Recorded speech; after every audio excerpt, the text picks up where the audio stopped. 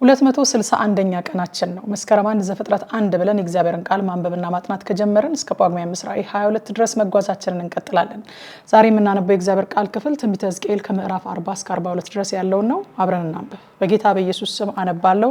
ትንቢተ ሕዝቅኤል ምዕራፍ 40 በተማረክን በ25ኛው ዓመት በአመቱ መጀመሪያ ከወሩ በ10ኛው ቀን ከተማይቱ ከተመታች በኋላ በ14ኛው ዓመት በዚያው ቀን የእግዚአብሔር እጅ በኔ ላይ ነበረ። እርሱም ወደዚያ ወሰደኝ፣ በእግዚአብሔር ራእይ ወደ እስራኤል ምድር አመጣኝ። እጅግም በረዘመ ተራራ ላይ አኖረኝ። በዚያም ላይ በደቡብ ወገን እንደ ከተማ ሆኖ የተሰራ ነገር ነበረ። ወደዚያም አመጣኝ። እነሆ መልኩ እንደ ናስ መልክ የመሰለ አንድ ሰው በዚያ ነበረ። በእጁም የተልባ እግር ገመድና የመለኪያ ዘንግ ነበረ።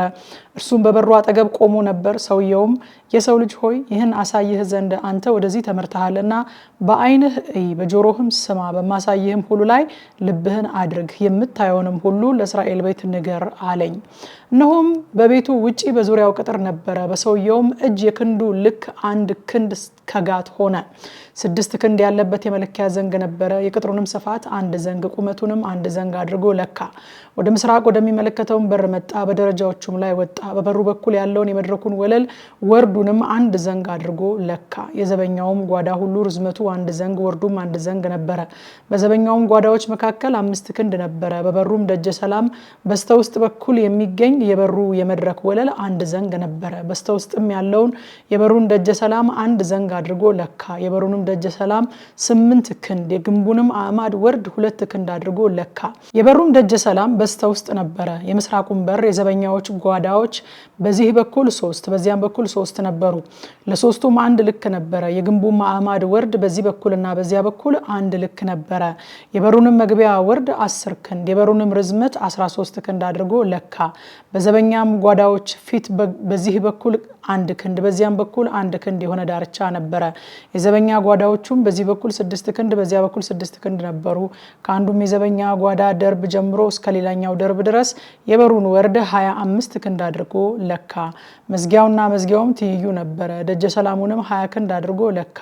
በበሩም ደጀ ሰላም ዙሪያ አደባባይ ነበረ። ከበሩም መግቢያ ፊት ለፊት ጀምሮ እስከ ውስጠኛው የበሩ ደጀ ሰላም መጨረሻ ድረስ 50 ክንድ ነበረ። በዘበኛ ጓዳዎቹም በበሩ ውስጥ በዙሪያው በነበሩት በግንቡ አዕማድ የዓይነ ርግብ መስኮቶች ነበሩባቸው።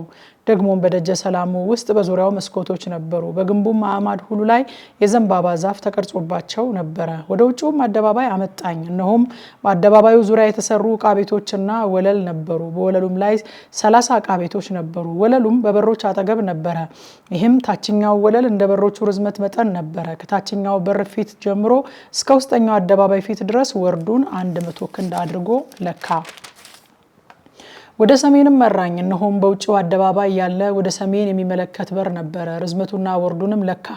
የዘበኛ ጓዳዎቹም በዚህ በኩል 3 በዚያ በኩል 3 ነበሩ። የግንቡ አዕማድና መዛነቢያዎቹም እንደ ፊተኛው በር ልክ ነበሩ። ርዝመቱ 50 ክንድ ወርዱም 25 ክንድ ነበረ። መስኮቶቹም መዛነቢያዎቹም የዘንባባ ዛፎቹም ወደ ምስራቅ እንደሚመለከተው በር ልክ ነበሩ። ወደ እነርሱም የሚያደርሱት 7 ደረጃዎች ነበሩ። መዛነቢያዎቹም በፊቱ ነበሩ። በውስጠኛውም አደባባይ በሰሜኑና በምስራቁ በኩል በሌላውን በር አንጻር በር ነበረ። ከበርም ወደ በር 100 ክንድ አድርጎ ለካ። ወደ ደቡብ መራኝ። እነሆ ወደ ደቡብ የሚመለከት በር ነበረ። የግንቡን አዕማድና መዛነቢያዎቹንም ወደዚያው መጠን አድርጎ ለካ። በእርሱና በመዛነቢያዎቹም ዙሪያ እንደነዚያ መስኮቶች የሚመስሉ መስኮቶች ነበሩ። ርዝመቱ 50 ክንድ ወርዱም 25 ክንድ ነበረ። ወደ እርሱም የሚያደርሱ 7 ደረጃዎች ነበሩ። መዛነቢያዎቹም በፊቱ ነበሩ። በግንቡም አዕማድ ላይ አንዱ በዚህ አንዱም በዚያ ወገን ሆኖ የዘንባባ ዛፍ ተቀርጾባቸው ነበረ። በውስጠኛውም አደባባይ በደቡብ በኩል በር ነበረ። ከበር እስከ በር ድረስ በደቡብ በኩል 100 ክንድ አድርጎ ለካ። በደቡብም በር በኩል ወደ ውስጠኛው አደባባይ አገባኝ። እንደዚያውም መጠን አድርጎ የደቡብን በር ለካ። እንደዚያውም መጠን አድርጎ የዘበኛ ጓዳዎቹንና የግንቡን አዕማድ መዛነቢያዎቹንም ለካ። በእርሱና በመዛነቢያዎቹ ዙሪያ መስኮቶች ነበሩ። ርዝመቱ 50 ክንድ ወርዱም 25 ክንድ ነበረ። በዙሪያውም ደጀ ሰላሞች ነበሩ። ርዝመታቸውም 25 ክንድ ወርዳቸውም 5 ክንድ ነበረ። መዛነቢያዎቹም ወደ ውጭ አደባባይ ይመለከቱ ነበረ። በግንቡ አዕማድ ላይ የዘንባባ ዛፍ ተቀርጾ ነበረ። ወደ እርሱም የሚያደርሱ 8 ደረጃዎች ነበሩ። በውስጠኛውም አደባባይ በምስራቅ በኩል አገባኝ። እንደዚያውም መጠን በሩን ለካ። እንደዚያውም መጠን የዘበኛ ጓዳዎቹንና የግንቡን አዕማድ መዛነቢያዎቹንም ለካ። በእርሱና በመዛነቢያዎቹ ዙሪያ መስኮቶች ነበሩ። ርዝመቱም 50 ክንድ ወርዱም 25 ክንድ ነበረ። መዛነቢያዎቹም በስተውጭ ወዳለው አደባባይ ይመለከቱ ነበረ። በግንቡ አዕማድ ላይ በዚህና በዚያ ወገን የዘንባባ ዛፍ ተቀርጾ ነበረ። ወደ እርሱም የሚያደርሱ 8 ደረጃዎች ነበሩት። በሰሜንም ወዳለው በር አመጣኝ። እንደዚያው መጠን ለካው። የዘበኛ ጓዳዎቹንና የግንቡን አዕማድ መዛነቢያዎቹንም ለካ። በዙሪያውም መስኮቶች ነበሩበት። ርዝመቱም 50 ክንድ ወርዱም 25 ክንድ ነበረ። የግንቡ አዕማድ ወደ ውጭው አደባባይ ይመለከቱ ነበረ። በግንቡ አዕማድ ላይ በዚህና በዚያ ወገን የዘንባባ ዛፍ ተቀርጾ ነበረ።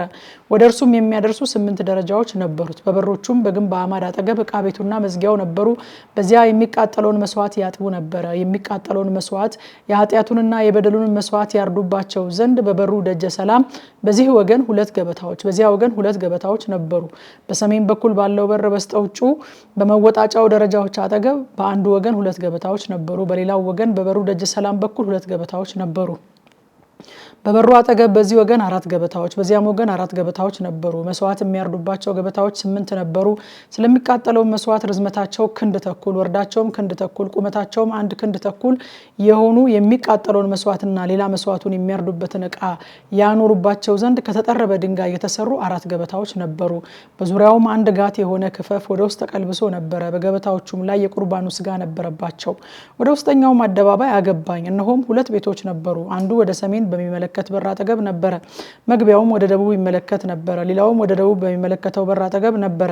መግቢያውም ወደ ሰሜን ይመለከት ነበር። ሰውየውም ይህ ወደ ደቡብ የሚመለከት ቤት ለማገልገል ለሚተጉ ካህናት ነው። ወደ ሰሜንም የሚመለከተው ቤት መሰዊያውን ለማገልገል ለሚተጉ ካህናት ነው። እነዚህ ከሌዊ ልጆች መካከል ያገለግሉት ዘንድ ወደ እግዚአብሔር የሚቀርቡ የሳዶቅ ልጆች ናቸው አለኝ። አደባባዩንም በ4 ማዕዘኑን ርዝመቱን 100 ክንድ ወርዱንም 100 ክንድ አድርጎ ለካ። መሰዊያውም በቤቱ ፊት ነበረ። ወደ ቤቱም ደጀ ሰላም አመጣኝ። የደጀ ሰላሙንም የግንብ አዕማድ ወርድ በዚህ ወገን 5 ክንድ በዚያም ወገን 5 ክንድ አድርጎ ለካ። የበሩም ወርድ 14 ክንድ ነበረ። በበሩም በዚህ ወገንና በዚያ ወገን የነበሩ ግንቦች 3 ክንድ ነበሩ። የደጀ ሰላሙም ርዝመት 20 ክንድ ወርዱም 12 ክንድ ነበረ። ወደ እርሱም የሚያደርስ 10 ደረጃዎች ነበሩ። አንድ በዚህ ወገን አንድም በዚያ ወገን ሆነው በመቃኖቹ አጠገብ የግንብ አዕማድ ነበሩ። ትንቢተ ሕዝቅኤል ምዕራፍ 41። ወደ መቅደሱም አገባኝ። የግንቡንም አዕማድ ወርድ በዚህ ወገን 6 ክንድ በዚያ ወገን 6 ክንድ አድርጎ ለካ። የመግቢያውም ወርድ 10 ክንድ ነበረ። የመግቢያውም መቃኖች በዚህ ወገን 5 ክንድ በዚያም ወገን 5 ክንድ ነበሩ። ርዝመቱንም 40 ክንድ ወርዱንም 20 ክንድ አድርጎ ለካ። ወደ ውስጥም ገባ። የመግቢያውንም የግንብ አዕማድ ወርድ 2 ክንድ አድርጎ ለካ። የመግቢያውም ወርድ 6 ክንድ ነበረ። የመግቢያውም ግንብ ወርድ በዚህ ወገን 7 ክንድ በዚያም ወገን 7 ክንድ ነበረ። በመቅደሱም ፊት ርዝመቱን 20 ክንድ ወርዱንም 20 ክንድ አድርጎ ለካና ይህ ቅድስተ ቅዱሳን ነው አለኝ። የመቅደሱንም ግንብ 6 ክንድ አድርጎ የመቅደሱም ዙሪያ ሁሉ ያሉትን የጓዳዎቹን ሁሉ ወርድ 4 ክንድ አድርጎ ለካ። ጓዳዎቹም አንዱ ከአንዱ በላይ በ3 ደርብ ነበሩ። በእያንዳንዱ ደርብ 30 ጓዳዎች ነበሩ። በመቅደሱ ግንብ ዙሪያ ደገፋዎች የሆኑ ዘንድ አረፍቶች ነበሩ። በመቅደሱም ግንብ ውስጥ ደገፋዎች አልነበሩም። በቤቱም ዙሪያ ባለ ግንብ ውስጥ በነበሩ አረፍቶች ምክንያት ላይኞቹ ጓዳዎች ከታችኞቹ ጓዳዎች ይበልጡ ነበረ። ከታችኛው ደርብ ወደ መካከለኛው ከመካከለኛው ደርብ ወደ ላይኛው የሚወጣበት ደረጃ ነበረ። ለመቅደሱም ከፍ ያለ ወለል በዙሪያው እንዳለው አየው። የጓዳዎቹም መሰረት ቁመቱ ሙሉ ዘንግ የሚያህል 6 ትልቅ ክንድ ነበረ። የጓዳዎቹም የውጭው ግንብ ውፍረት 5 ክንድ ነበረ። በመቅደሱም ጓዳዎች አጠገብ የቀረ አንድ ባዶ ስፍራ ነበረ። በዚህም በባዶ ስፍራው አንዱ በሰሜን በኩል አንዱም በደቡብ በኩል የጓዳዎች መግቢያ ነበረ። የባዶውም ስፍራ ወርድ በዙሪያ 5 ክንድ ነበረ። በመቅደሱም ዙሪያ ወርዱ 20 ክንድ የሆነ ልዩ ስፍራ ነበረ። በምዕራብም በኩል በልዩ ስፍራ አንጻር የነበረ ግቢ ስፋቱ 70 ክንድ ነበረ። በግቢው ዙሪያ የነበረ ግንብ ውፍረቱ 5 ክንድ ርዝመቱም 90 ክንድ ነበረ። የመቅደሱንም ርዝመት 100 ክንድ የልዩንም ስፍራና ግቢውን ከግንቡ ጋር 100 ክንድ አድርጎ ለካ። ደግሞም በምስራቅ በኩል የነበረውን የመቅደሱን የልዩውን ስፍራ ወርድ 100 ክንድ አድርጎ ለካ። ወደ ኋላውም ባለው በልዩ ስፍራ አንጻር የነበረውን የግቢውን ርዝመት በዚህና በዚያም ከነበሩት ከግንቦቹ ጋር 100 ክንድ አድርጎ ለካ። መድረኮቹ መቅደሱና በስተውጭ ያለው ክፍል ደጀ ሰላሙን በእንጨት ተለብጠው ነበረ። በሶስቱም ዙሪያ የአይነ ርግብ መስኮቶች ነበሩ። መቅደሱም በመድረኩ አንጻር ከመሬት ጀምሮ እስከ መስኮቶቹ ድረስ በእንጨት ተለብጦ ነበረ። መስኮቶቹም የአይነ ርግብ ነበሩ። በደጁም ላይ እስከ ውስጠኛው ክፍል ድረስ በውጭውም ግንቡ ሁሉ ውስጡም ውጭውም ተለውጦ ነበረ። ኪሩቤልና የዘንባባው ዛፎች ተቀርጸውበት ነበረ። የዘንባባው ዛፍ በኪሩብ መካከል ነበረ። ለእያንዳንዱም ኪሩብ 2 ፊት ነበረው። በአንድ ወገን ወዳለው የዘንባባ ዛፍ የሰው ፊት ይመለከት ነበረ። በሌላው ወገን ወዳለው የዘንባባ ዛፍ የአንበሳ ፊት ይመለከት ነበረ። በቤቱ ሁሉ ዙሪያ እንደዚህ ተደርጎ ነበር። ከመሬት አንስቶ እስከ ደጁ ራስ ድረስ ኪሩቤልና የዘንባባ ዛፎች ተቀርጸው ነበረ። መቅደሱ ግንቡ እንደዚህ ነበረ። የመቅደሱ መቃኖች 4 ማዕዘን ነበሩ። የመቅደሱ ፊትም መልኩ እንደሌላው መልክ ነበረ። መሰዊያውም ቁመቱ 3 ክንድ ርዝመቱም 2 ክንድ ወርዱም 2 ክንድ ሆኖ ከእንጨት ተሰርቶ ነበረ። ማዕዘኖቹም እግሩም አገዳዎቹም ከእንጨት ተሰርተው ነበረ። እርሱም በእግዚአብሔር ፊት ያለችው ገበታ ይህች ናት አለኝ። ለመቅደሱና ለተቀደሰው ስፍራ 2 መዝጊያዎች ነበሯቸው። ለእያንዳንዱ መዝጊያ 2 ተዘዋዋሪ ሳንቃዎች ነበሩት። ለአንዱም መዝጊያ 2 ለሌላውም መዝጊያ 2 ሳንቃዎች ነበሩት። በግንቡም ላይ በተቀረጸ አይነት በእነዚህ በመቅደሱ መዝጊያዎች ላይ ኪሩቤልና የዘንባባ ዛፎች ተቀርጸው ነበረ። በስተውጭም ባለው በደጀ ሰላሙ ፊት የእንጨት መድረክ ነበረ። በደጀ ሰላሙም በሁለቱም ወገን በዚህና በዚያ የዓይነ ርግብ መስኮቶችና የተቀረጹ የዘንባባ ዛፎች ነበሩበት። የመቅደሱም ጓዳዎችና የእንጨቱ መድረክ እንዲሁ ነበሩ። ትንቢተ ሕዝቅኤል ምዕራፍ 42 በውጭም አደባባይ በሰሜኑ መንገድ አወጣኝ። በልዩም ስፍራ አንጻርና በሰሜን በኩል ባለው ግቢ ፊት ለፊት ወዳለው ዕቃ ቤት አገባኝ። 100 ክንድ በሆነው ርዝመት ፊት በሰሜን በኩል መዝጊያ ነበረ። ወርዱም 50 ክንድ ነበረ። በውስጠኛውም አደባባይ በ20ኛው ክንድ አንጻር በውጭውም አደባባይ በወለሉ አንጻር በ3 ደርብ በትይዩ የተሰራ መተላለፊያ ነበረ። በዕቃ ቤቶቹም ፊት በስተ ውስጥ ወርዱ 10 ክንድ ርዝመቱ 100 ክንድ የሆነ መንገድ ነበረ። መዝጊያዎቻቸውም ወደ ሰሜን ይመለከቱ ነበረ። መተላለፊያውም አሳጥሯቸዋልና ላይኞቹ ዕቃ ቤቶች ከመካከለኞቹና ከታችኞቹ ይልቅ አጫጭር ነበሩ። በ3ም ደርብ ተሰርተው ነበርና በአደባባዩም እንዳሉት አዕማድ አልነበሩላቸውምና ስለዚህ ላይኞቹ ከመካከለኞቹና ከታችኞቹ ይልቅ ጠባብ ነበሩ። በውጪ በዕቃ ቤቶቹ አጠገብ ያለው ወደ ውጭ አደባባይ የሚመለከተው ቅጥር በዕቃ ቤቶች ትይዩ የሆነ ርዝመቱም 50 ክንድ ነበረ። በመቅደሱ ፊት የነበሩት ዕቃ ቤቶች ርዝመታቸው 100 ክንድ ሲሆን በውጭ አደባባይ በኩል የነበሩት ዕቃ ቤቶች ርዝመታቸው 50 ክንድ ነበርና ከነዚህም ዕቃ ቤቶች በታች በስተምስራቅ በኩል ሰው ከውጭ አደባባይ የሚገባበት መግቢያ ነበረ። ይህም በቅጥሩ ራስ አጠገብ ነበረ። ደቡብም በኩል በልዩ ስፍራና በግቢው አንጻር ዕቃ ቤቶች ነበሩ። በስተፊታቸውም የነበረ መንገድ በሰሜን በኩል እንደነበረው እንደ ዕቃ ቤቶቹ መንገድ ምስያ ነበረ። ርዝመታቸውም ወርዳቸውም መውጫቸውም ስርዓታቸውም መዝጊያዎቻቸውም በዚያ ልክ ነበረ። በደቡብም በኩል ካሉት ዕቃ ቤቶች በታች በምስራቅም በኩል በቅጥሩ ራስ አጠገብ መግቢያ ነበረ። እንዲህም አለኝ፣ በልዩ ስፍራ አንጻር በሰሜንና በደቡብ በኩል ያሉ ዕቃ ቤቶች እነርሱ ወደ እግዚአብሔር የሚቀርቡ ካህናት ከሁሉ ይልቅ የተቀደሰውን ምግብ የሚበሉባቸው ቤቶች ናቸው። ስፍራው ቅዱስ ነውና በዚያ የተቀደሰውን ነገር የእህሉን ቁርባን የኃጢአቱንና የበደሉን መስዋዕት ያኖራሉ። ካህናቱም በገቡ ጊዜ ከመቅደሱ በውጭው አደባባይ አይወጡም። የሚያገለግሉበትን ልብሳቸውን ግን ቅዱስ ነውና በዚያ ያኖሩታል። ሌላም ልብስ ለብሰው ወደ ሕዝቡ ይወጣሉ። ውስጠኛውንም ቤት ለክቶ በፈጸመ ጊዜ ወደ ምስራቅ በሚመለከት በር መንገድ አወጣኝ። እርሱንም በዙሪያው ለካው።